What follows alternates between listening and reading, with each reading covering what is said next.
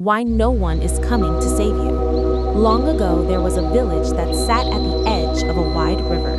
The river brought life to the land. It watered crops, it fed families, it kept the village alive. But the river also flooded every few years, and every time it did, the villagers suffered.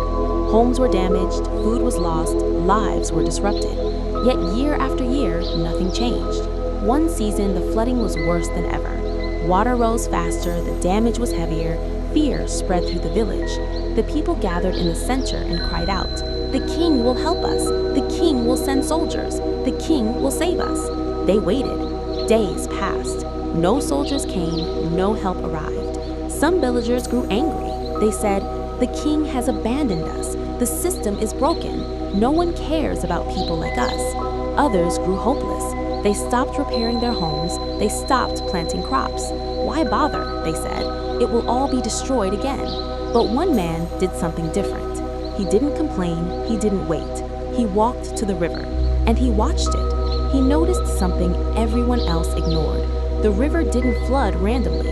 It followed patterns. The water rose higher in certain areas. The banks were weaker in others. So he started small. He reinforced one section of the riverbank with stones, alone. People laughed at him. What difference will that make? You can't stop a river. Wait for help like everyone else. But he kept going, day after day, stone by stone. When the rains returned, the river rose again. But this time, something was different. The water slowed. It diverted. That small, reinforced section held. The village noticed. They asked him, "Why did you do this alone? Why didn't you wait for help?" He answered simply, "Because no one was coming." And that sentence changed everything. This story isn't about a river, it's about life. Most people spend their lives waiting to be saved from their past, their circumstances, their fears, their responsibilities. They wait for motivation, support, the right time, someone to notice them. And while they wait, life moves on. Here's the truth most people avoid. No one is coming to save you. Not because people don't care, but because your life is your responsibility. We are taught quietly to wait. Wait for permission, validation, approval, rescue.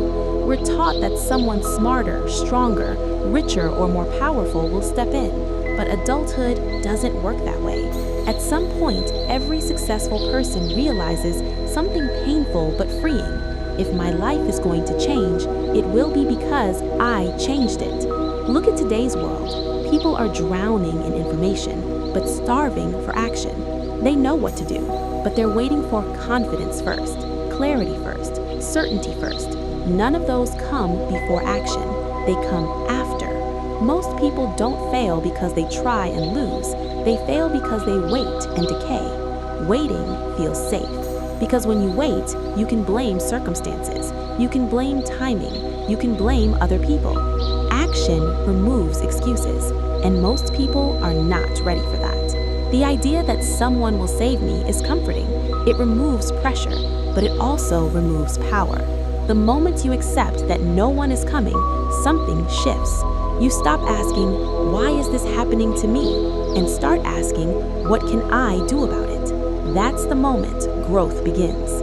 Most people want a better life, but they don't want the responsibility that comes with it, because responsibility means if you fail, it's on you. If you succeed, it's on you. And that's scary. But here's the paradox.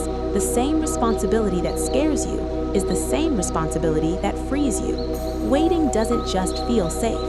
It feels familiar, and familiarity is powerful. Waiting becomes an identity. I just haven't gotten my chance yet. I would succeed if things were different. One day, I'll start.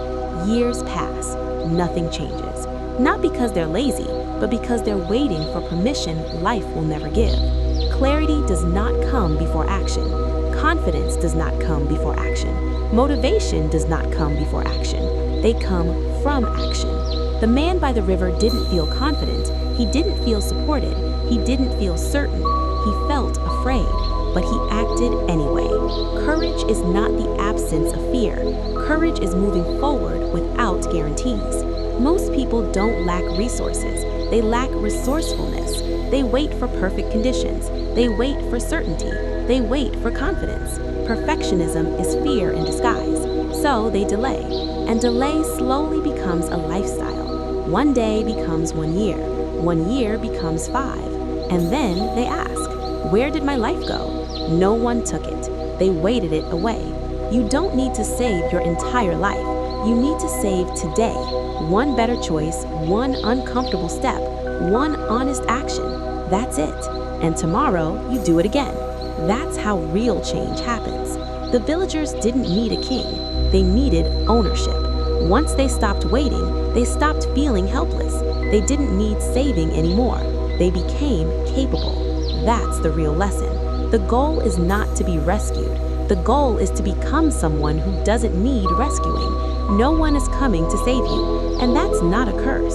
It's an invitation to stop waiting, to stop wishing, to stop blaming, and start building. Because the moment you stop waiting to be saved is the moment your life finally starts.